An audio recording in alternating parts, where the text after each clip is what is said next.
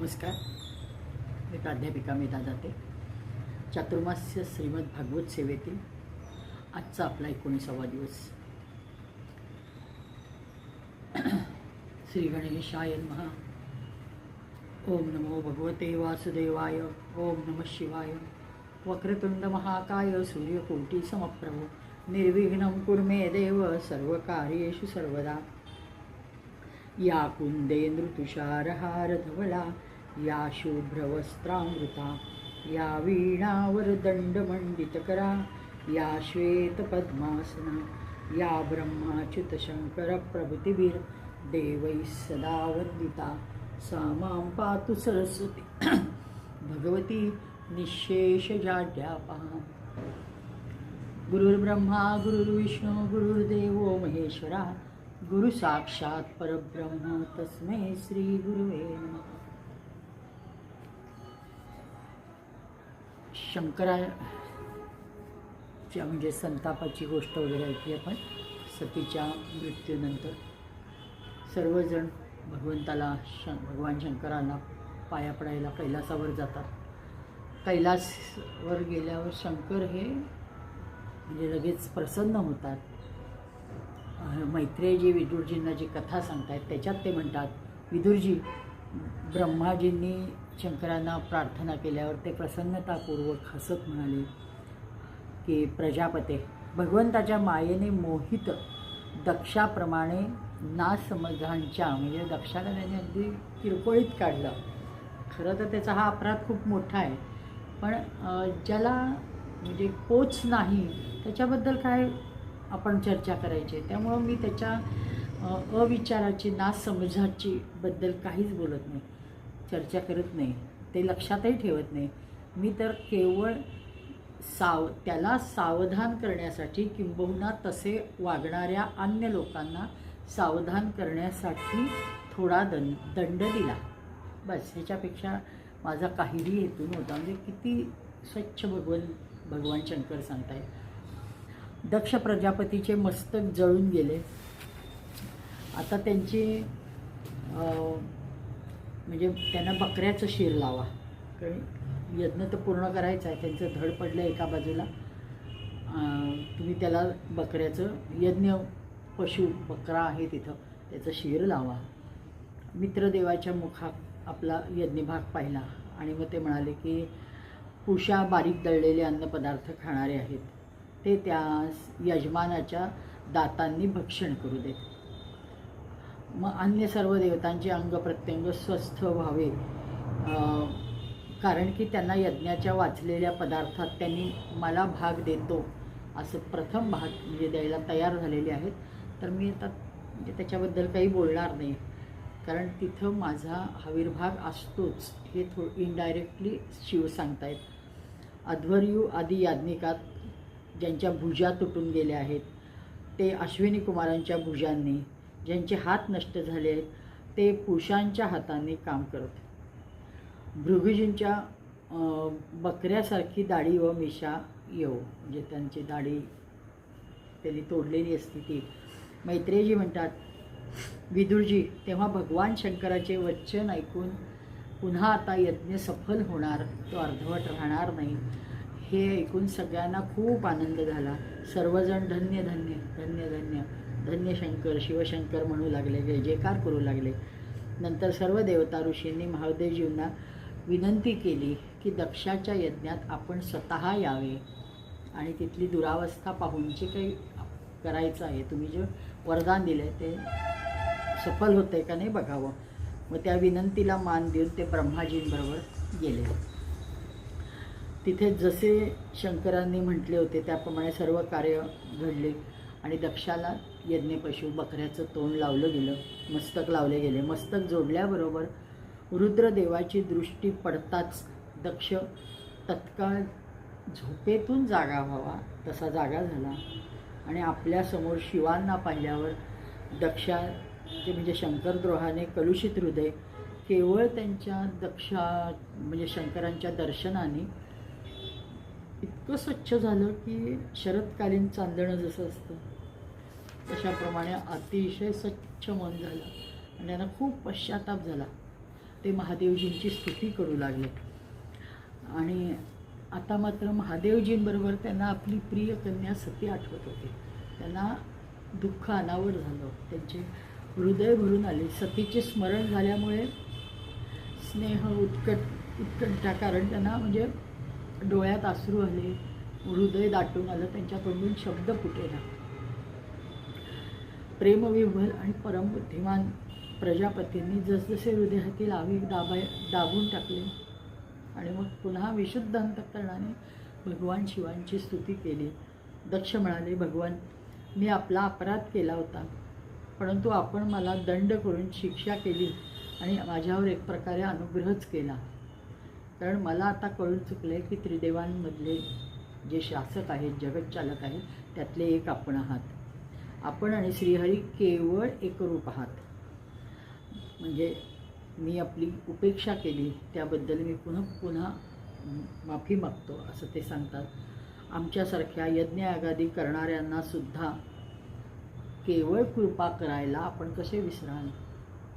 प्रभू, आपण ब्रह्मा होऊन सर्वप्रथम आत्मतत्वांच्या रक्षणासाठी आपल्या मुखाने विद्या, तप, ब्रह्मादी धारण करणाऱ्या ब्राह्मणांना उत्पन्न केले.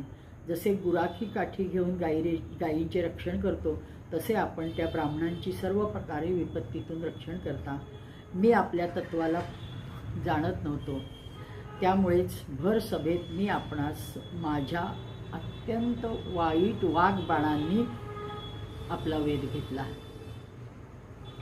परंतु आपण माझ्या त्या अपराधाला सुद्धा काही विचार केला नाही.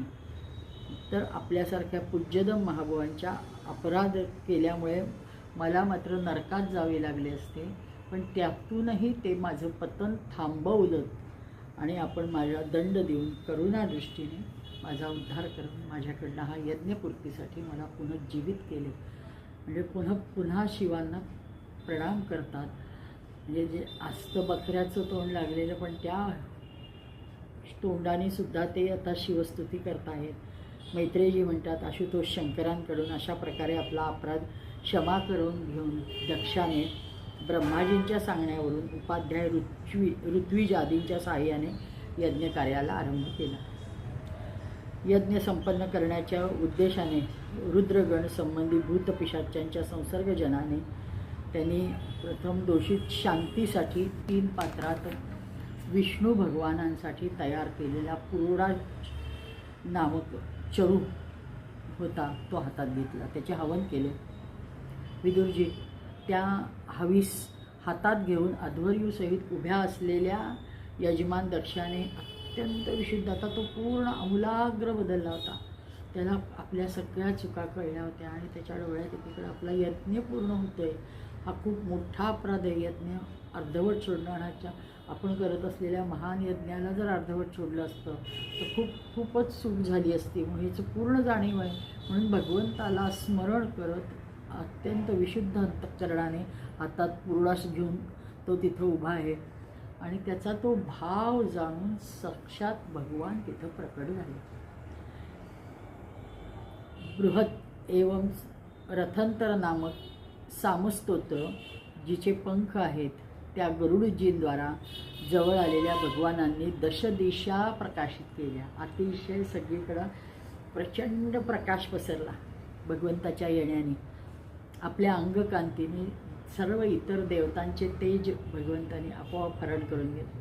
म्हणजे खरं तर हरण केलं म्हणजे ह्यांचंच तेज इतकं फाकलं की त्या देवता निष्प्रभ झाल्या. ते इतर देवतांची कांती त्यांच्यापुढे फिकी पडली. त्यांचा आता पुन्हा व्यास, मी जे म्हणते वारंवार व्यासांनी जिथं मिळेल तिथं भगवंताचं वर्णन करायची संधी सोडली नाही आहे. वर्णन तेच असलं तरी पुन्हा आपल्याला त्याच्यात खूप रुची वाटते, गोडी वाटते. आणि शेवटी भगवंताचं ते रूप आहे, ते मानसपूजेत माणसांनी पाहावं. त्याचा भागवतकारांनी म्हणजे टीका करताना त्याच्यावर म्हटले की मानसपूजेत भक्ताने भगवंताच्या कोणत्या रूपाचे ध्यान करावे हे पुन्हा व्यास मनावर ठसवतात, भक्तांच्या किंवा भागवत ऐकणाऱ्यांच्या. म्हणून पुन्हा एकदा आता वर्णन आले, भगवान समोर प्रकटलेत. मग ते भगवान प्रकटले म्हणजे ते आपल्या रूपात असणार, पण तसं नाही. त्यांचं रूप कसं आहे, कोण हा व्यासजी सांगताय. त्यांचा श्यामवर्ण होता, कमरेत सोन्याचा कमरपट्टा, पितांबर अंगावर होता, तो झगमगत होता. डोक्यावर सूर्याप्रमाणे दैदिप्यमान मुकुट होता. मुखकमलावर भुंग्याप्रमाणे निळ्या केसांच्या बटा होत्या. कांतिमय कुंडलांनी म्हणजे कान शोभत होते. त्यांच्या 8 भुजा सुवर्णमय आभूषणांनी अत्यंत सुंदर विभूषित होत्या. त्यांच्या भक्त रक्षणार्थ त्या सदैव उद्यत होत्या.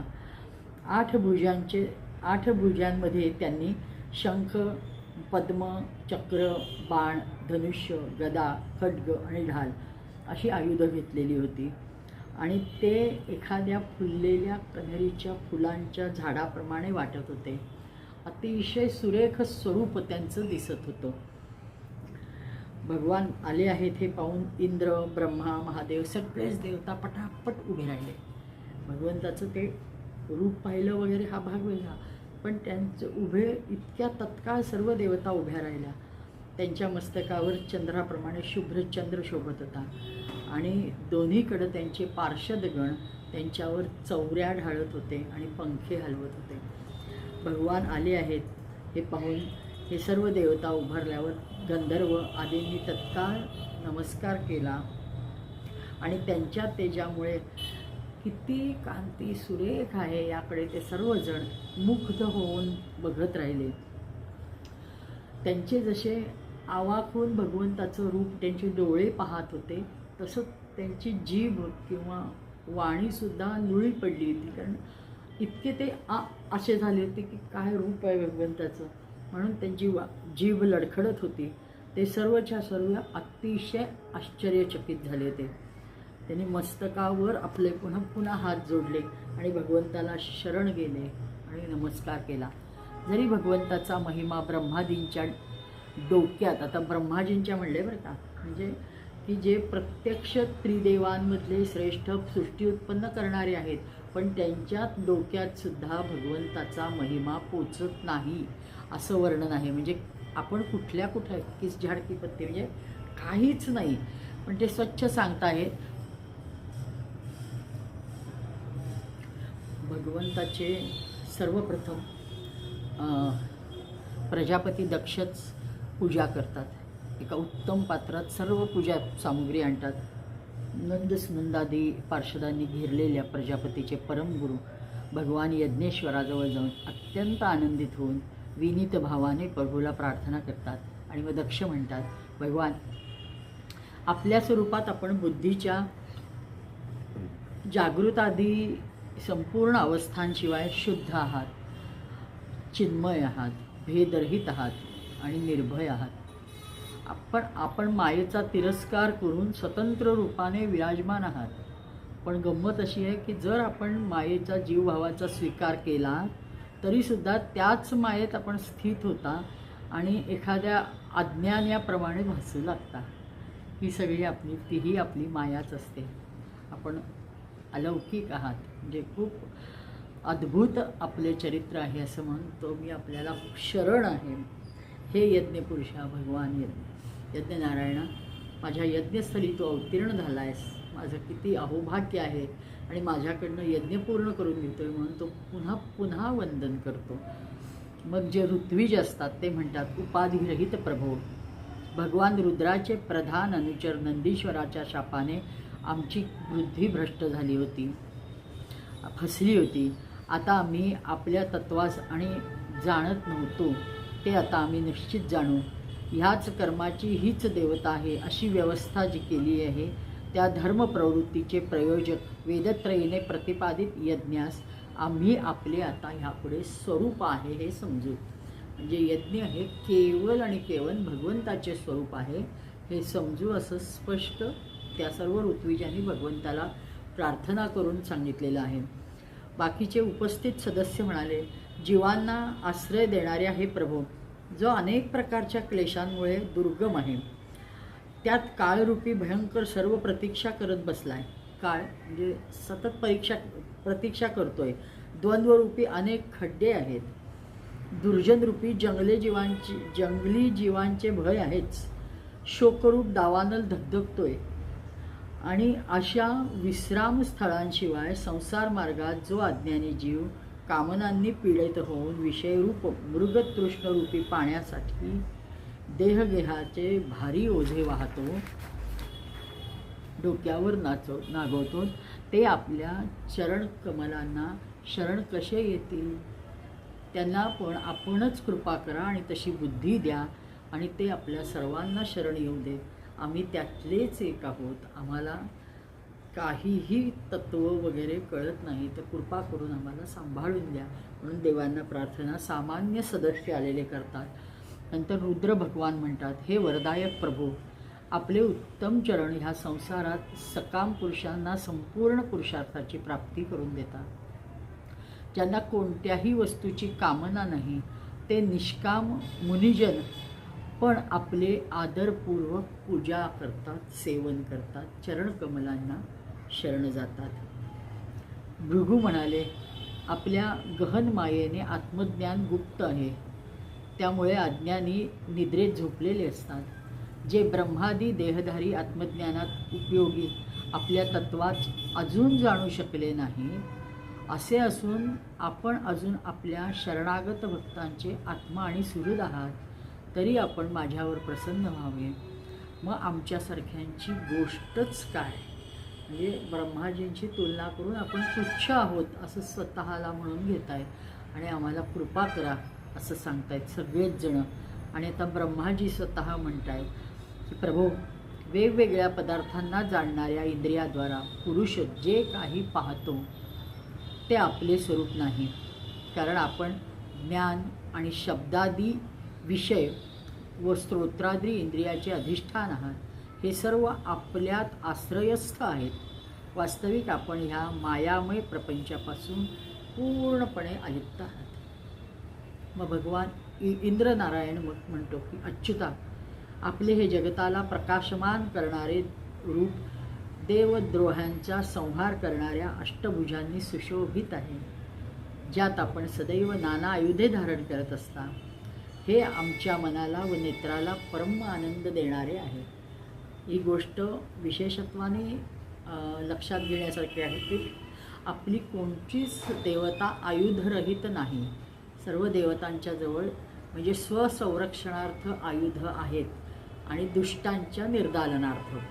आणि ह्याचा उल्लेख इंद्र करत आहेत. याज्ञिकांच्या पत्न्या पण म्हणाल्या, म्हणजे स्त्रियाही कुठं मागं नाहीत, त्या सर्वजण म्हणाल्या, भगवान ब्रह्माजीने आपल्या पूजेसाठी या यज्ञाची रचना केली होती, परंतु दक्षावर कुपित झाल्यामुळे भगवान पशुपतींनी ते सर्व नष्ट केलं. हे यज्ञमूर्ती, स्मशानभूमीप्रमाणे उत्सवहीन झालेल्या आमच्या या यज्ञास आपण आलात आणि नीलकमलाच्या कांतीप्रमाणे नेत्र असणाऱ्या डोळ्यांनी एकदा आम्ही आपणास पाहिले. आपली ही पवित्र दृष्टी संपूर्ण यज्ञशाळेवर आपण टाका आणि ह्या संपूर्ण यज्ञाला पवित्र करा, अशा प्रार्थना करतात. सर्व भान ठेवून त्या प्रार्थना करतात यज्ञपत्न्या. आणि मग ऋषी म्हणतात, भगवन, आपली लीला अपार आहे, अनोखी आहे. आपण कर्म करताना निर्लेप राहता. दुसरे लोक वैभवाच्या भुकेनी ज्या लक्ष्मीची आराधना करत असतात, उपासना करतात, ती स्वतः मात्र आपल्या सेवेतच गुंतलेली आहे. तरी पण आपण तिचा मान न करता निस्पृह राहता. सिद्ध म्हणाले, हे प्रभू, हा मनरूपी हत्ती क्लेशरूपी दावानलाने दग्ध आहे. त्यामुळे तृषित होऊन आपल्या कथेला विशुद्ध रूपी अमृतमयी नदीत घुसून गोते खातो, गटांगळ्या खातो. पण तेथे ब्रह्मानंदात लीन झाल्यामुळे त्याला संसाररूपी दावानलाचे स्मरणही राहिले नाही. नदीबाहेर तो आला नाही.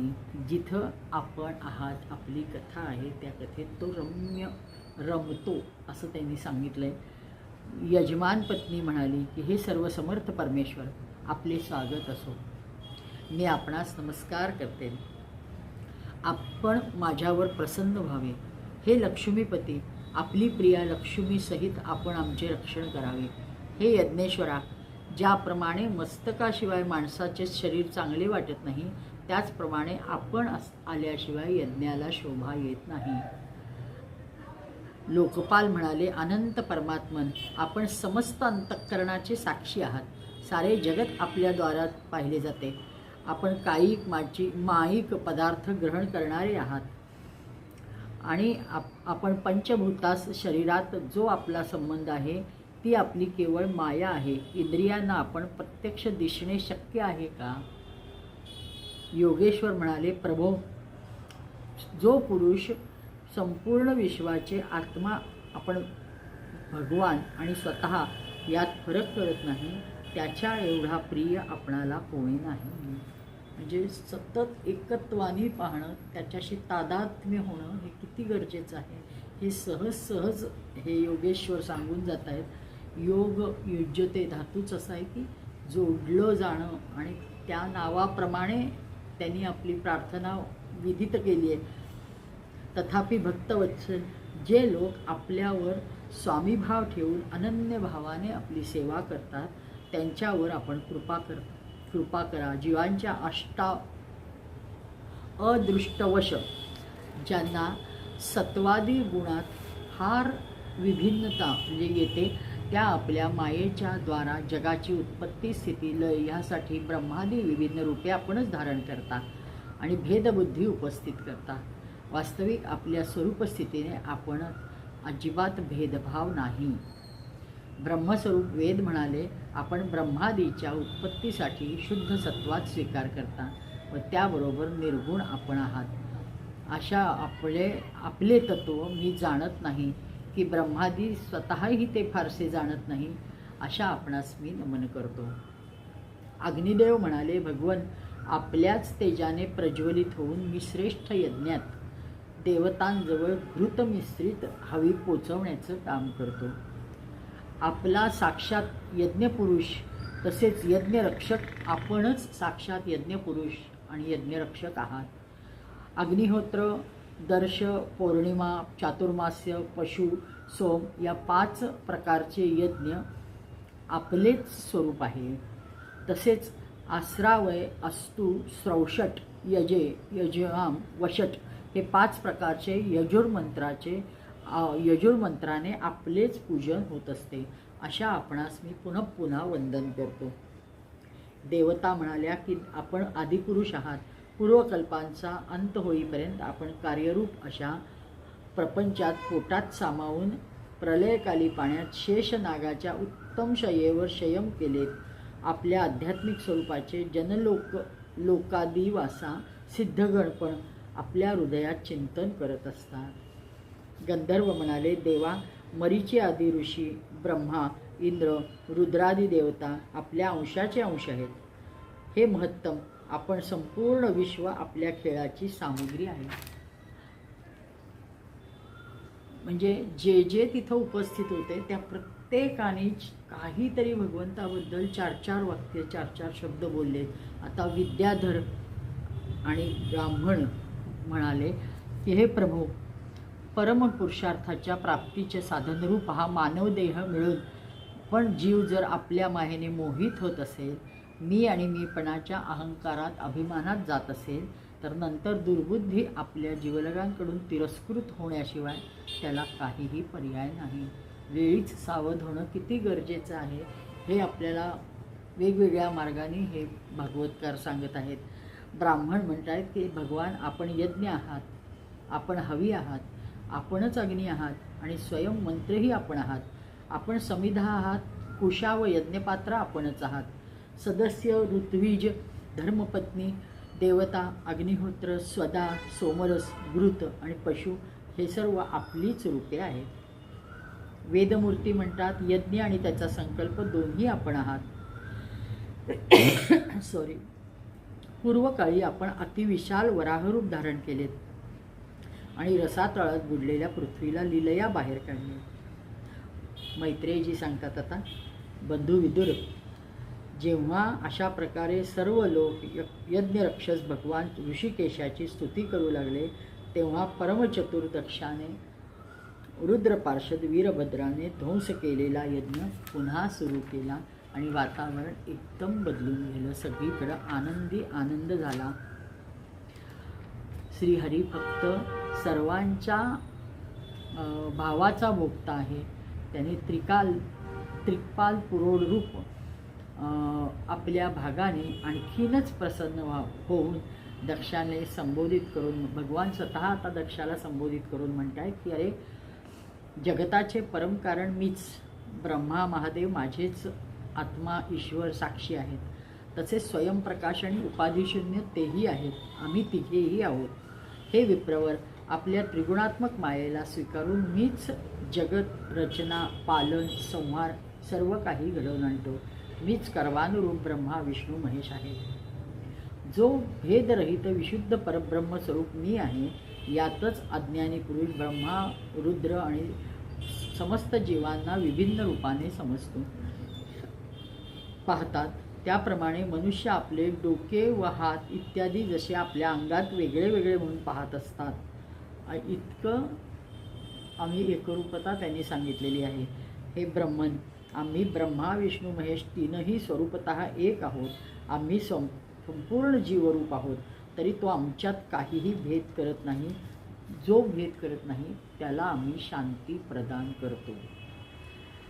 मैत्रेयजी म्हणाले, भगवंताने अशा प्रकारे आज्ञा दिल्यावर प्रजापतींनी आज्ञा दिल्यावर त्यांचे नायक दक्षाने त्यांचे त्रिपाल यज्ञाद्वारे पूजन केले आणि नंतर अंगभूत प्रस्थान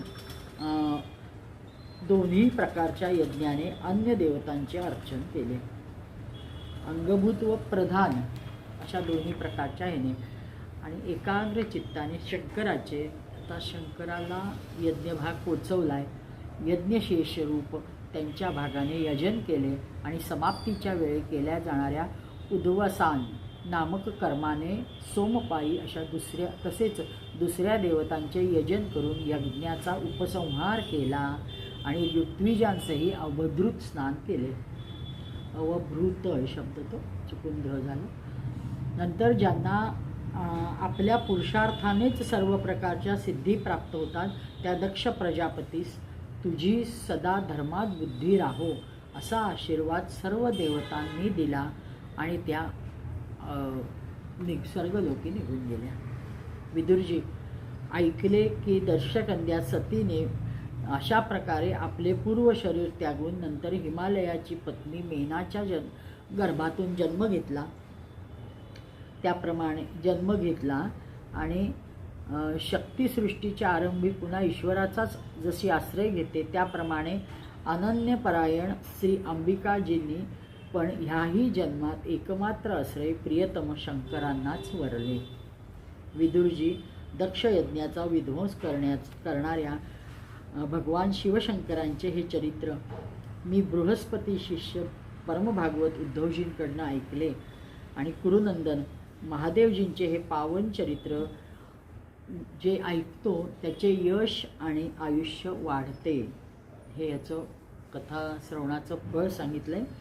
पापाची कितीही पापी असला, म्हणजे आता यांनी किती घोर पाप केलं होतं दक्षाने, त्याचं पाप जर नष्ट होऊ शकतं तर आपली जी काही पापं केली तीही या कथेने श्रवणाने नष्ट होतात असं सांगितलं आहे. नित्य प्रति श्रवण कीर्तन करतो तो पापराशींचा नाश होतो, त्याच्या पापांच्या राशींचा नाश होतो, अशी ही कथा. आता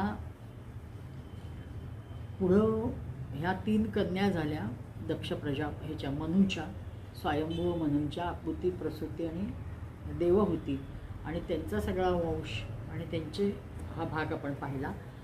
कारण प्रसूतीचीच धाकटी सगळ्यात मुलगी सती होती, तर तिच्या ह्या चरित्रांनी तो भाग संपला. आता ध्रुवाचं चरित्र येते, पण तत्पूर्वी ते मैत्रेयजी सांगतात सनकादी, नारद, म्हणजे हे ब्रह्मदेवांचे हे जे बाकीचे पुत्र आहेत त्यांना काही संसारात पडायचं नसतं. सनकादी, नारद, ऋभू, हंस, अरुणी, यती या नैष्ठिक ब्रह्मचारी मुलांनी गृहस्थाश्रमात प्रवेश केल्याने अधर्म पण ब्रह्माजींचा एक पुत्र आहे. म्हणजे अधर्माला, म्हणजे जी दुष्ट प्रवृत्तीची वाढ कशी होती हे ह्याच्यातून थोडक्यात सिम्बॉलिक पुन्हा एकदा सांगितलेलं आहे. अधर्म पण त्यांचाच पुत्र होता. त्या मृषा नावाची त्याची पत्नी होती, त्याची माया नामक मुलगी आणि दंभ नावाचा मुलगा होता.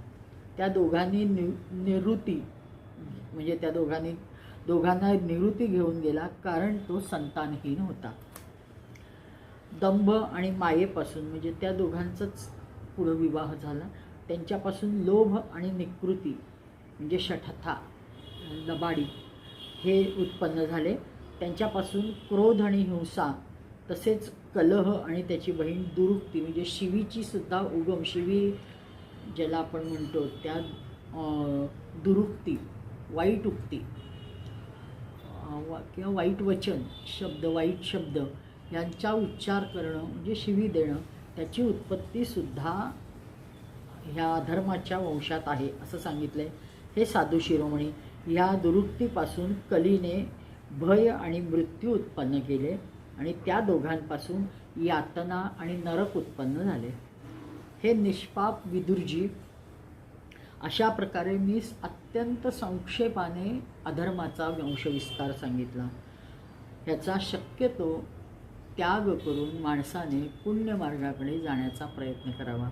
ह्यांचा जो वंशज आहे यातल्या कोणालाही स्पर्श न करता जीवानी राहायचा प्रयत्न करावा. त्यामुळे त्याच्या पाप घट्ट आणि पुण्य वाढतं. कुळनंदन, आता मी श्रीहरीचे अंश ब्रह्माजी त्यांच्या अंशापासून उत्पन्न झालेल्या पवित्र कीर्ती स्वयंभू व मनूंच्या मुलांच्या वंशाचं वर्णन करतो. आता त्यांचा पहिला पुत्र उत्तानपाद आहेत.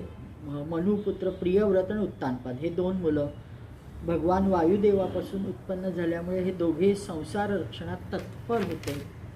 उत्तानपादाची सुनीती आणि सुरुची या 2 पत्न्या होत्या.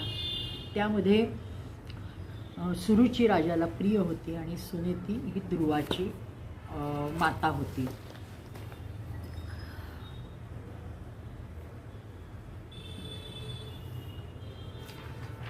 अधर्माचा वंश साधारण काहीतरी 4थ्या स्कंदामध्ये 8व्या अध्यायातले पहिल्या 5 श्लोकात सांगितलं आहे. म्हणजे कायम काय टाळायचे हे सांगण्यासाठी त्यावर लक्ष केंद्रित करा असं सांगितलं. जाता जाता माझ्या लक्षात आले म्हणून मी श्लोक क्रमांक सांगितला. आता हे उत्तानपादांचे सुरुचीची नाव होते की मुलाचं नाव होतं उत्तम आणि सुनीतीच्या मुलाचं नाव ध्रुव. जीव मात्र उत्तानपाद असतात. मातेच्या गर्भात राहणारे सर्वच उत्तानपाद म्हणजे पाय मारत असतात मातेला गर्भात, त्यालाच उत्तानपाद म्हणायचं. जन्माच्या वेळी सर्वांचीच दशा अशी होते. जीवाच्या 2 पत्नी असतातच. म्हणजे सुरुची आणि सुनीती हे कसं सिम्बॉलिक आहे हेही भागवतकार चिंतन करतायत आणि सांगतायत की सुरुचीचा अर्थ आहे वासना. आजकाल सर्वांना रुचीच आवडत असते, वासनाच प्रिय असते. मनाला इंद्रियाला जे आवडते तेच माणूस करतो. जो तो नाही शास्त्राला विचारत, ना धर्माला, ना संतांना, ना रुची. म्हणजे फक्त रुची म्हणजे मनपसंत इच्छा, जे मनाला भावतंय ते करणं. बाकी कशाचाही संबंध नाही. आपलं मन आणि आपण एवढाच विचार करतं. मन जे मागेल त्या भोगात लीन होण्यासाठी तो आतुर असतो. तो रुचीचा दास. ज्याला रुची प्रिय असेल त्याला नीती कशी आवडेल?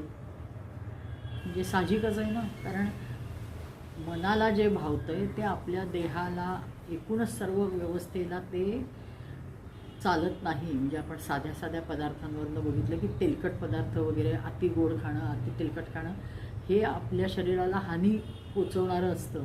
पण त्यातच आपल्याला रुची असते. म्हणजे हे सांगितले. मग नीती न खाणं, वेळेवर आपला विवेक जागृत करणं, हे आपण त्यावेळेस आपण आपल्या मनाच्या नीतीलाच विरोध करतो की नाही.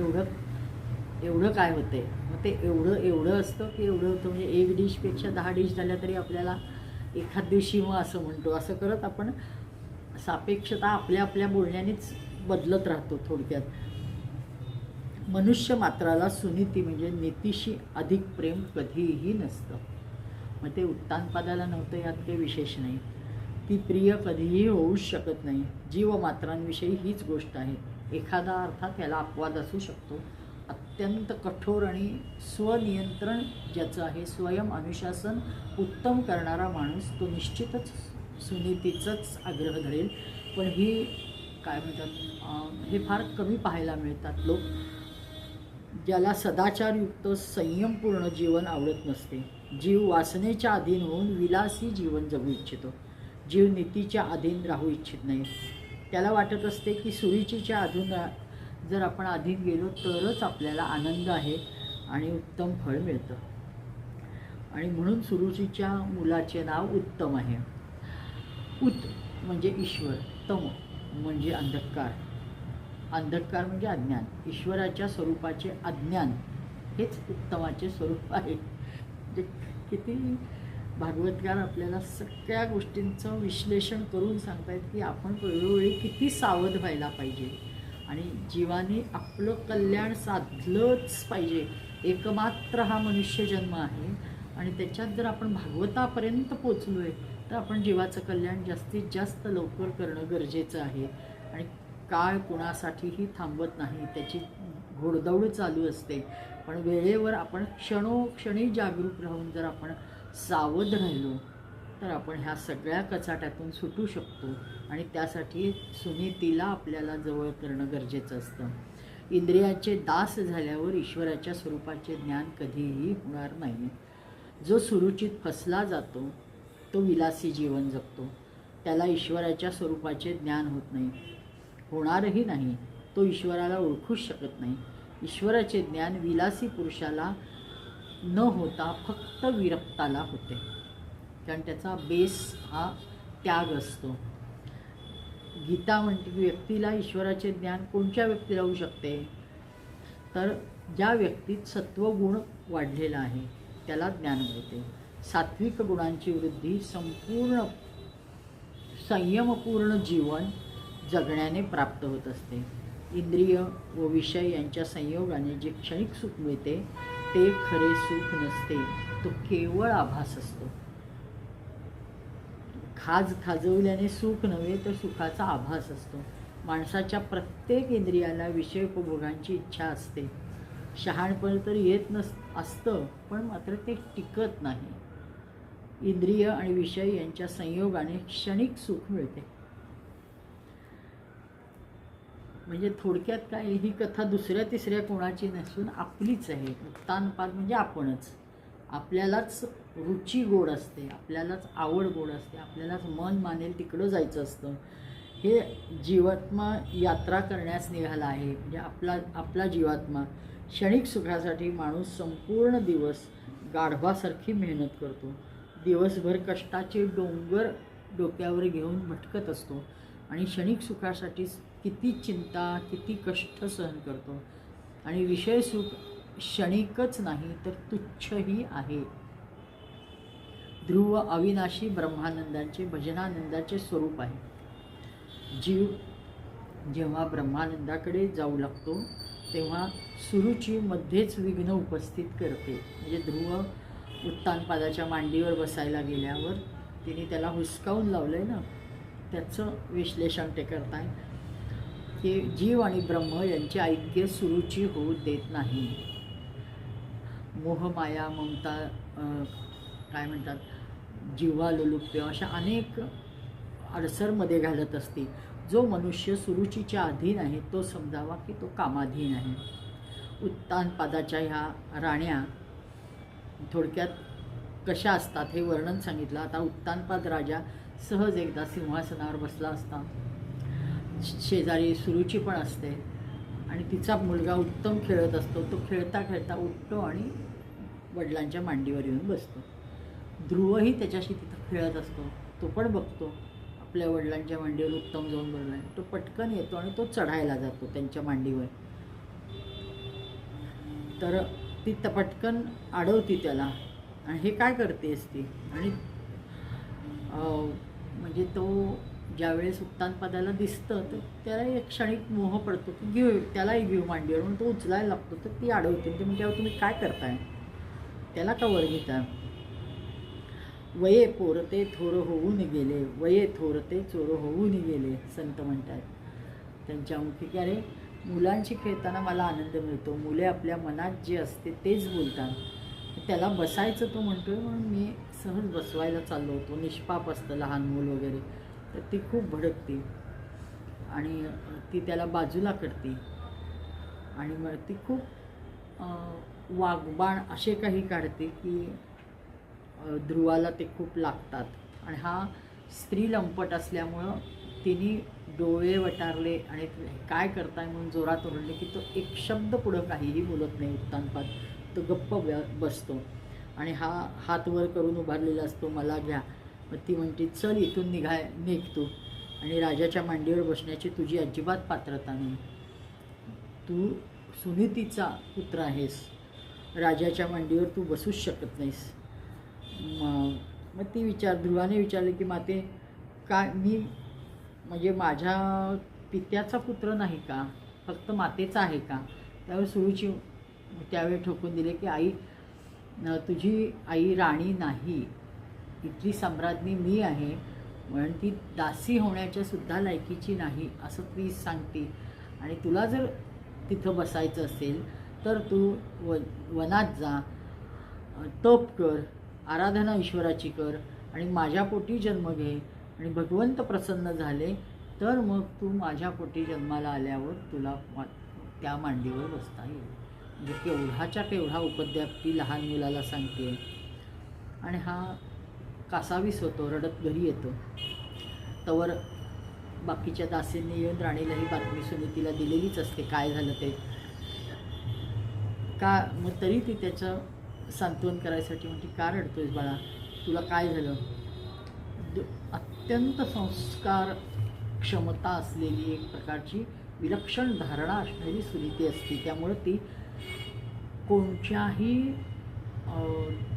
दुष्ट क्षणीसुद्धा आपलं भान न सोडणं हे सुनीतीचं कर्म असतं, हेच इथं दिसतं. ती म्हणते अरे तिने किती चांगला सल्ला दिला आहे, म्हणजे आपल्या शत्रूंनी किती वाघबाणांनी हृदय विदीर्ण केलं तरी त्यांनी संतप्त न होता, शांतता न जाऊ देता ती म्हणते की अरे हे बघ मी म्हणजे हे तर खरी गोष्ट आहे तिने जे सांगितलं ते. भगवंत तर इतका विलक्षण हे आहे की कृपाळू आहे, तो नक्कीच तिने म्हटल्याप्रमाणे गोष्ट करेल. ती कुठलाही आपल्या सवतीबद्दल अपशब्द काढला नाही किंवा ती काय सांगते एवढ्या लहानपणी वनात जायचं आहे का, काहीही नाही. आणि मी तुला आता नारायणाच्या पदरी टाकते, हा नारायणच तुला उच्चपदस्थ बसवेल असं मनोमन धारणा करते. आणि तू एक क्षत्रिय आहेस, तू विसरू नकोस की एकदा जे वचन किंवा संकल्प केला तर तो पूर्ण करायचा, आणि तर तू वनात जा. आणि खरोखर ती त्याला बळ देते. बाळ, तुझ्या सावत्राईने तसे वाईट तर काहीच म्हटले नाही आहे, तिने जो उपदेश केला आहे तो तर चांगलाच आहे. मी पण तुला तोच उपदेश परत सांगते की बाळा, जर भिक्षाच मागायची असेल तर ती देवाकडेच का मागू नये. माणसाकडे कितीही मागितले तरी थोडेच मिळते, कधीतरी तर अपमानही सहन करावा लागतो व उपेक्षा पण होते. मग देवाकडे मागितल्याने काय होईल, तो देतानाही खूप देतो आणि जीव तेवढे घेऊ पण शकत नाही. बाळा, भगवंत तुझ्यावर नक्की कृपा करेल, तुला जवळ बोलावतील, प्रेमाने मांडीवर घेतील, आणि तुझेच नाही तर सर्व जीवांचे ते पिता आहेत. आपण सर्व त्या परमात्म्याची लेकरं आहोत. तर म्हणजे तिने आपल्या पतीला त्या सवतीच्या बोलांना म्हणजे त्या बोलांना धरून सांगितलं, पण परमपिता परमेश्वर तुझा पिता आहे असं सांगून तिने एकदम उच्च भावना त्याच्या मनाची केली. त्यावेळेस ध्रुवाचं वय फक्त 6वं वर्ष चालू असतं, 5 वर्ष पूर्ण झालेली असतात. म्हणजे इतक्या लहान वयात हा कसा जंगलात जाईल, याला वाघसिंह खाणार नाहीत का, किंवा कुठलंही शंका मनात न घेता ती त्याला पाठिंबा देते आणि जायला सांगते. मी तुला नारायणाच्या स्वाधीन करते. जो तुझा बाप तुझे तोंड पाहू इच्छित नाही त्याच्या घरात व्यर्थ पडून राहण्यात काय अर्थ आहे. तुझं क्षात्र तेज तू म्हणजे त्याला काय म्हणतात, चिंगारी पेटव आणि ते जाऊ दे, त्याच्यातनं भडका उडू दे, त्याशिवाय त्यांना तू कोण आहेस हे कळणार नाही. आणि असं एक लाचार जीवन जगणं हे चांगलं नाही असं ती त्याला सांगते. तू जर ह्या घरात राहिलास तर तुझी सावत्राई तुला नेहमीच असे वाघबाणांनी विद्युत करत राहील. तू रडू नकोस, तुझ्या रडण्याने मात्र मला दुःख होतं आणि मी इच्छा करते की तुझं रडू कायमचं संपावं, अशी मनोमन प्रार्थना करते. आणि ते ठीकच झाले, तुझे कल्याण होईल, तू वनात जा. आराधयाधोक्ष पादपद्मम यदिच्छसे ध्यास मनुत्तमो इथा. म्हणजे तुला जर उत्तमाप्रमाणे राजसिंहासनावर बसण्याची इच्छा असेल तर भगवंताच्या चरणकमलांचीच सेवा करायला पाहिजे. अनन्य भावे तू त्यांना शरण जायला पाहिजे. आणि मग तो म्हणतो ठीक आहे. आईने उपदेश दिल्यावर तो वनाच्या दिशेने जायला निघतो. आणि ती सांगते की बाळा, मी एक स्त्री आहे. माझ्या वडिलांनी तुझ्या वडिलांना माझे दान दिले आहे. मला त्यांच्याच आज्ञेत राहायची आहे. आता माझे पती मला भरे अपमान करोत, सोडून देवोत, मला दासी म्हणत, राणी न म्हणत, काहीही असलं तरीसुद्धा मी त्यांची सेवा करायला इथं राहणं हा माझा स्वधर्म आहे. पण तू तसा नाही आहेस. तुला तुझे पूर्ण पाठिंबा आहे, माझा आशीर्वाद आहे. आणि तू वनात जा, भगवान तुझं नक्की रक्षण करेल. आणि परमेश्वराची आराधना कर आणि माझे नारायण तुला आपल्या बाहूत सामावून घेतील. ते सर्वत्र विराजमान आहेत. माझी पूर्ण खात्री आहे, माझे आशीर्वाद तुला सुरक्षित ठेवतील, असा भरघोस आशीर्वाद देतील. त्या क्षणी म्हणजे ध्रुवालाही यत्किंचित भीती वाटली नाही, की सुनीतीलाही वाटली नाही. आणि एक लक्षात ठेव बाळा, तू कधीही एकटा नाही आहेस. नारायण हा सदैव तुझ्या सवे आहे. आणि जीवाला हा अनुभव नसतो की भगवंत त्याच्याबरोबर असतो, पण सर्व जीवांचा खरा मित्र अंतरात्मा परमात्माच असतो. नारायण हे पाहत नाहीत की तो श्रीमंत आहे का गरीब आहे, शिक्षित आहे का अशिक्षित आहे, लहान आहे का मोठा आहे, स्त्री आहे का पुरुष आहे. फक्त ते माणसाच्या मनाचा भाव बघतात. देवाने तुला बोलवले आहे आणि तू धावत जा आणि देव तुला तेवढ्याच कडकडून भेटतील. तू नक्की विश्वास त्याला देते, विलक्षण विश्वास देते. केवढी धाडसी आहे ती माता की आपल्या छोट्या मुलाला तिने वनात पाठवलं कोणत्याही संदेहाशिवाय. म्हणजे ती खरी मनोमन संत आहे म्हणावं लागेल. आणि तुला म्हणजे विश्वास देऊन जाती. उपनिषदात जे म्हटलंय की अमृतस्य पुत्र हा जीव हा अमृताचा परमात्म्याचा पुत्र आहे. मी तर त्याला मांडीवर बसवण्यास तयार आहे, पण तोच बसत नाही असं उपनिषद म्हणतात. ते खरं आहे असं जणू काही सुनीतीच्या वागण्यावरनं दिसतं. सुनीतीला वाटले की ध्रुव तर मला वंदन करून गेला आहे.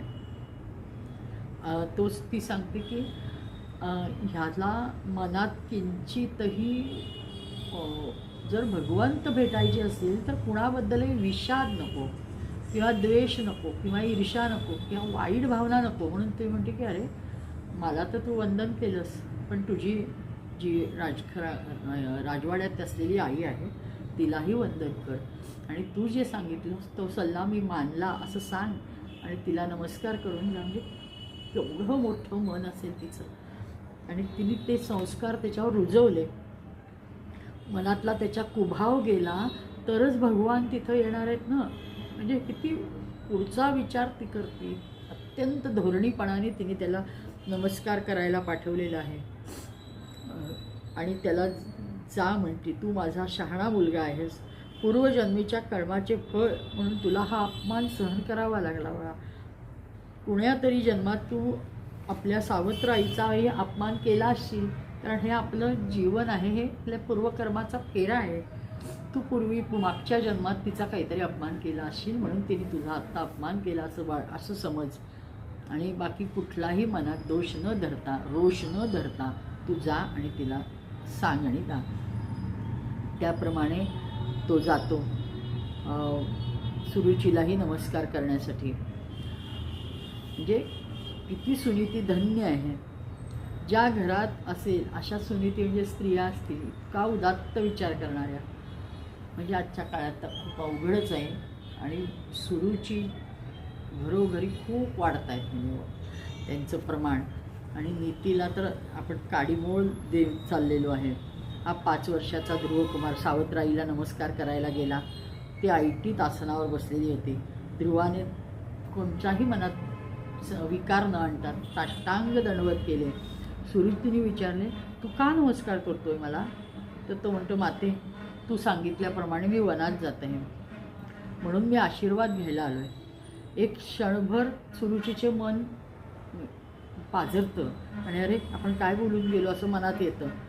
पण किती शहाणा आहे मुलगा हा, अपमानित झाल्यावर तरी मला प्रणाम करतोय. ती स्वभावाने दुष्ट होती, स्वभाव तर कधी बदलत नसतो, पण तिला वाटतं ध्रुव जर येथे राहील तर कधी ना कधी उत्तमाच्या राज्याचा हिस्सेकरी होईलच ना. त्यापेक्षा हा ऐती बला जंगलात जाते, कोण जाणे हे वाचेल न वाचेल. म्हणजे तिला त्याच्यात आनंदच होतो. ती त्याला भरपूर आशीर्वाद देते.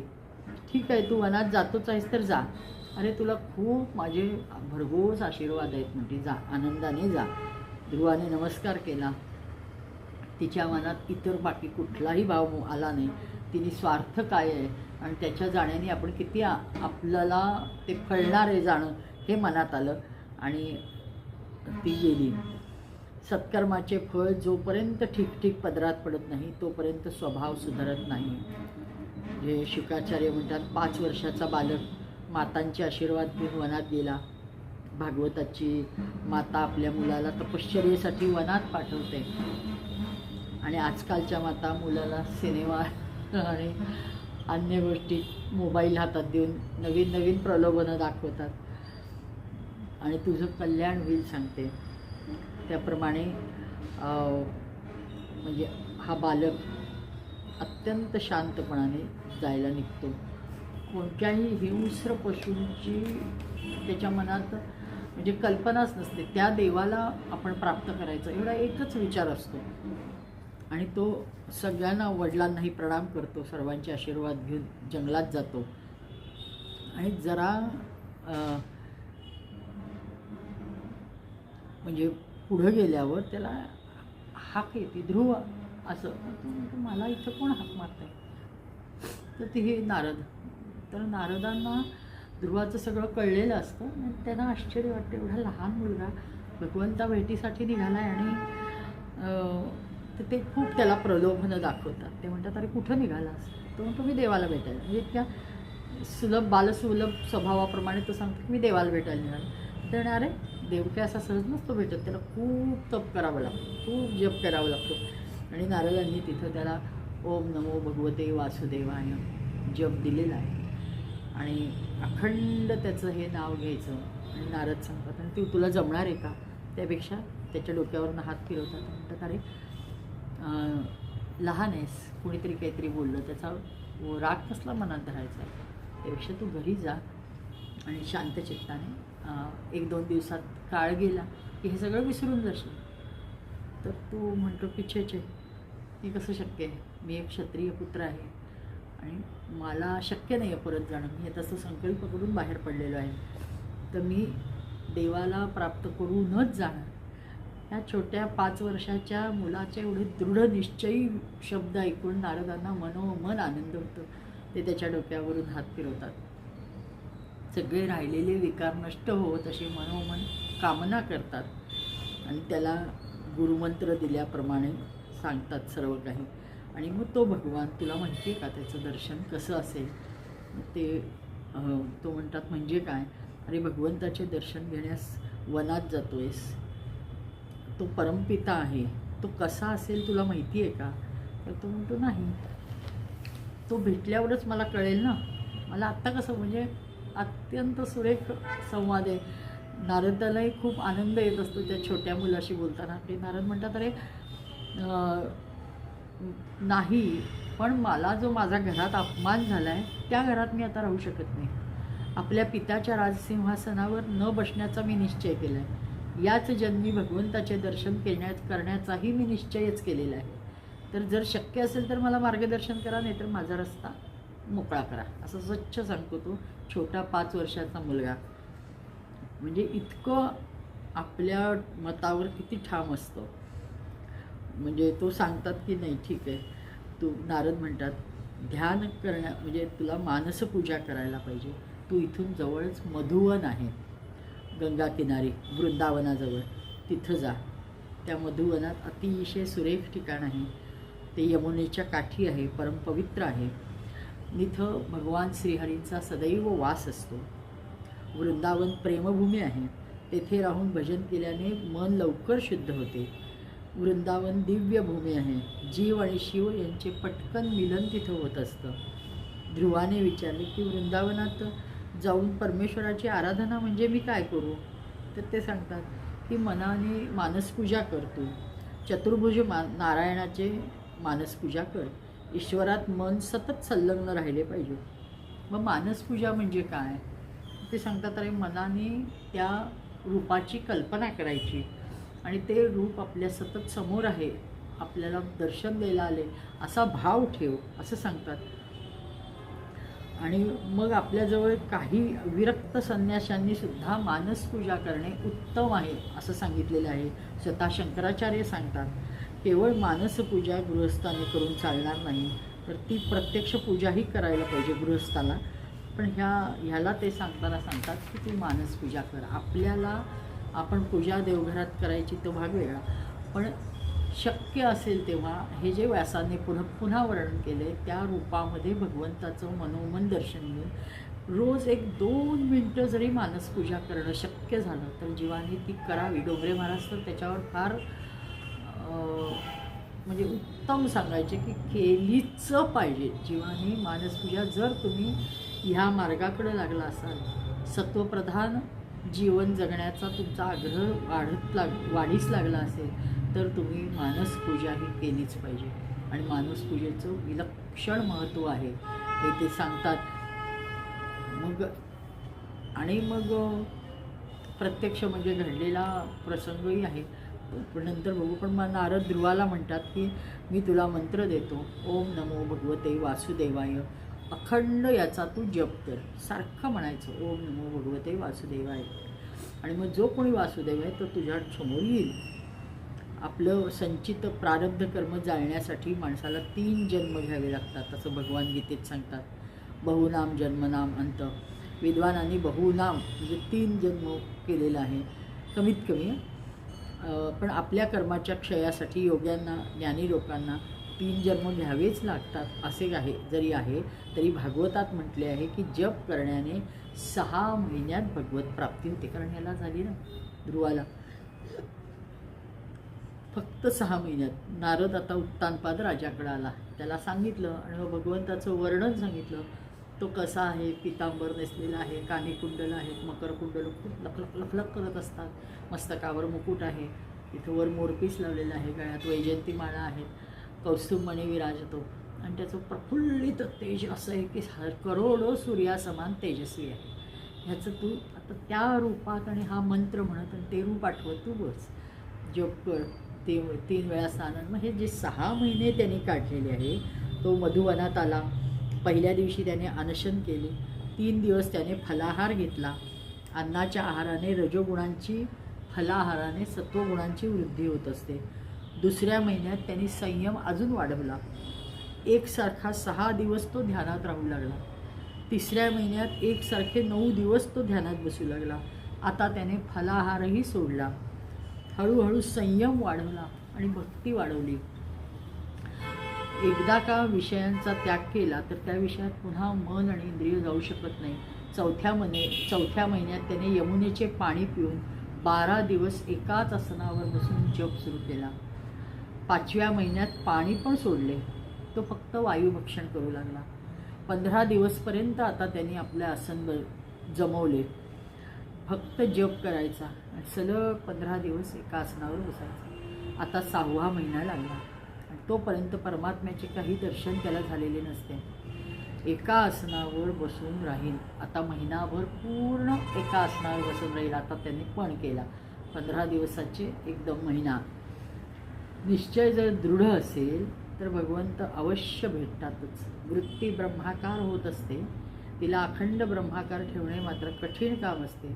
ध्रुवाने 6 महिने परमेश्वराचे सतत ध्यान केले. हृदयात नारायण प्रभूच्या रूपाचे दर्शन घेतले. जिभेने नव्हे तर मनाने जप चालू ठेवला.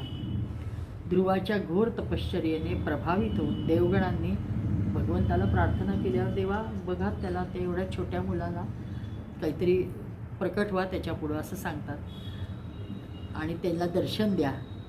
मधोरवनम भृत्यादी दृश्यया गतः, म्हणजे स्वतः भगवंताला ध्रुवाचे दर्शन घ्यायची आता ओढ लागते. आणि ते म्हणतात की हो, आली वेळ त्याला दर्शन द्यायची, जवळ आली आहे वेळ, मी नक्कीच दर्शन द्यायला जातो. आणि भगवान नारायण त्याच्यासमोर प्रकट होतात. ध्रुवाने डोळे तर उघडलेले नसतात. देवाने विचार केला की किती वेळ हा उभा राहील, मी उभा राहू. ध्रुवाच्या अंतःकरणात तर जे तेजोमय रूप प्रकट असते, त्याने जे नारदांनी सांगितलेलं असतं तेच रूप बाहेर असतं. देवाने म्हणजे देव रूप होते, प्रकट होते आणि लुप्त होते. आणि तेवढ्यात त्याने एकदा मध्ये डोळे उघडले तर बाहेर ते रूप दिसतं, आणि 8 डोळे मिटून पुन्हा ते रूप बघत असतो आणि पुन्हा बाहेर बघतो तर ते दिसत नाही. मग हा जरा व्यथित होतो की अरे ते एवढं मोठं तेजोमय रूप गेलं कुठं, आणि काय म्हणजे करावं समजत नाही त्याला. आता ध्रुव तळमळायला लागतो आणि तेवढ्यात पुन्हा भगवान ज्योतिस्वरूप असणारे भगवान तिथं प्रकट होतात. त्याला खूप आनंद होतो. त्याला काय म्हणजे काय करावं, कशी स्तुती करावी करत नाही. आणि भगवंताची अप्रतिम स्तुती आहे. ध्रुवस्तुती तर रोज म्हणावी, पाठ करावी. कमीत कमी आता आपण एक पहिला श्लोक म्हणूया, पण ती नित्य पठणात ठेवावी. अनेको वैष्णवांची ती नित्य पठणात आहे. वृंदावनात तर सर्वजणच म्हणत असतात. म्हणजे ते गीता वगैरे जसं म्हणतात तशा भावानी ध्रुवस्तुती म्हणतात की आपल्याला समोर भगवंत आहेत आणि ते निश्चित यश देणार आहेत. आणि आपलं जे काही काय म्हणतात कुकर्म संपलं आणि भगवान प्राप्त झाले. योंत परविश्य मम वाचमिमां प्रसुप्तां संजीवयत्यखिल शक्तिधरस्य धाम्ना अन्यांश्च हस्तचरणश्रवणं त्वद्विदान् प्राणान् नमो भगवते पुरुषाय तुभ्यं. श्रवणत्वगादीन् प्राणान् नमो भगवते पुरुषाय तुभ्यं. चौथ्या भागवतातल्या 4थ्या स्कंदातल्या 9व्या अध्यायातला हा 6वा पहिला श्लोक. तो आपण फक्त म्हणला ध्रुवस्तुती अप्रतिम आहे. भगवंतांनी त्याच्या गालाला शंखाने स्पर्श केला आणि मग तो घडाघड बोलायला लागला आणि स्तुती केलेली आहे त्यांनी भगवंताची. प्रभो, आपण सर्व शक्तिमान आहात. माझ्या अंतःकरणात शिरून आपल्या तेजाने माझे हात, पाय, कान, त्वचा सर्व इंद्रियांना, पंचप्राणांना आपण चेतना देत आहात. अशा अंतर्यामी वास करणाऱ्या भगवंताला मी वंदन करतो. माझ्या बुद्धीत प्रवेश करून आपण सत्कर्माची प्रेरणा द्या आणि ती देत राहणाऱ्या प्रभूंना मी वंदन करतो.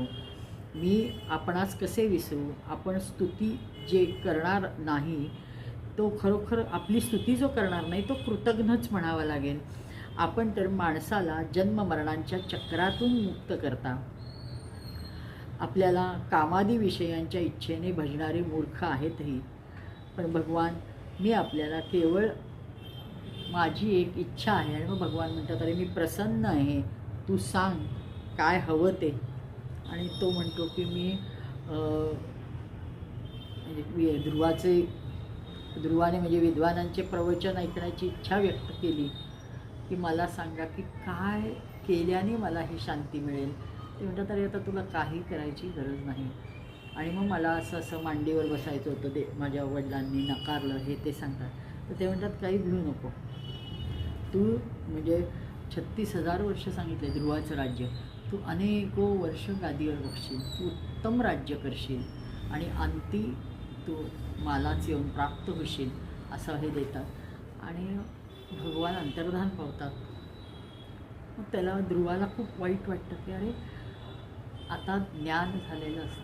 6 महिन्यांच्या भक्तीतनं, 6 महिन्यांच्या अलौकिक तपश्चर्येतनं त्याला ज्ञान झालेलं असतं. आणि मग त्याला खिन्नता येते की अरे मी किती क्षुद्र मागितलं, मला परमात्मा समोर आला आणि मी जन्मजन्मांतरीचं माझं जन्ममरणाचं हे चक्र थांबावं असं काहीतरी मागायचं, तर मी हे काय मागितलं.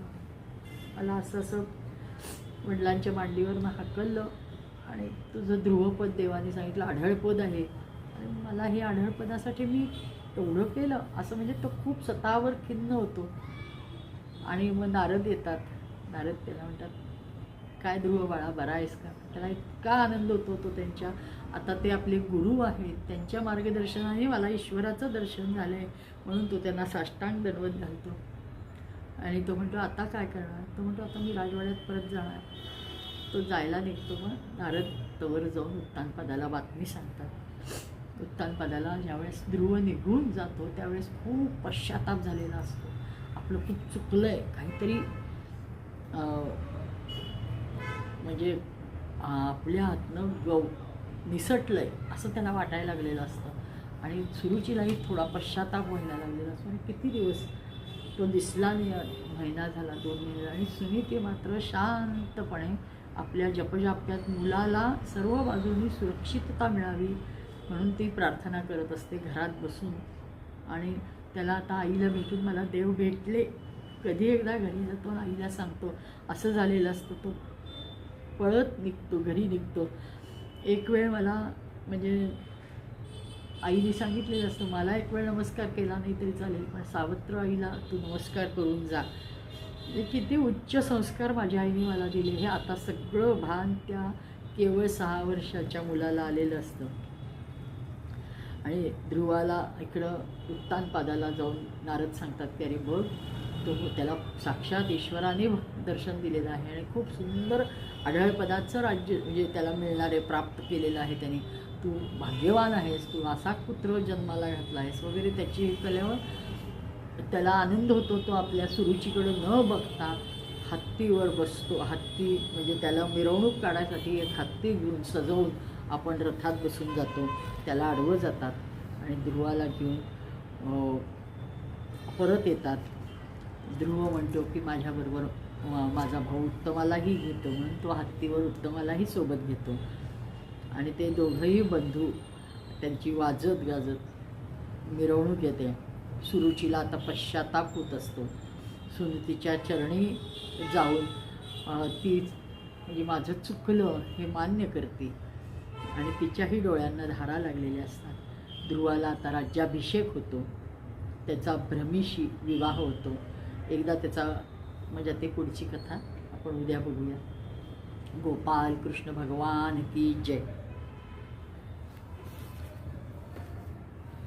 अपार महिमा ग्रंथाचा वदवेना कोणासाचा, प्राणची कीर्तनकारांचा मेवा कविवर संतांचा. जणू बोधाचा स्वयंप्रभेचा रवी द्वादश कळीचा, रवी अंतरीचा तमहरता. आरती करू तुझ भगवंता. ग्रंथ नव्हे हा श्रीकृष्ण, गीते वेधी मन पूर्ण. अनन्य होता या शरण, खचित टळे जन्म मरण. त्रिताप जाती चिरये शांती, नाथ हि वदती रामपदी ठेवू माथा. आरती करू तुझ भगवंता. जय हो जय श्री भागवता. आरती करू तुझ भगवंता. करुणानिधे प्रभोनो दोषांक्षमस्व भगवन्. सुचिरात् प्रसुप्त देशं परिबोधयाशु भगवन्. भुवि भूत सर्वभाषा परिपूरिताभिलाषा. श्वसितीव देव भाषा तां पालयस्व भगवन्. आसीत् तदाचिदेशा वाणी विशुद्धवेषा. अधुना लवावशेषा तामाश्रयस्व भगवन्. देशे स्वतन्त्रताया प्राचीन सभ्यताया. समयं समर्गताया पुनरायस्व भगवन्. करुणानिधे प्रभोनो दोषान् क्षमस्व भगवन्. सुचिरात् प्रसुप्तदेशं परिबोधयाशु भगवन्. गोपाल कृष्ण भगवान की जय. देवदेवेश्वर भगवान परशुराम भगवान की जय. परम सद्गुरु श्री गजानन महाराज की जय.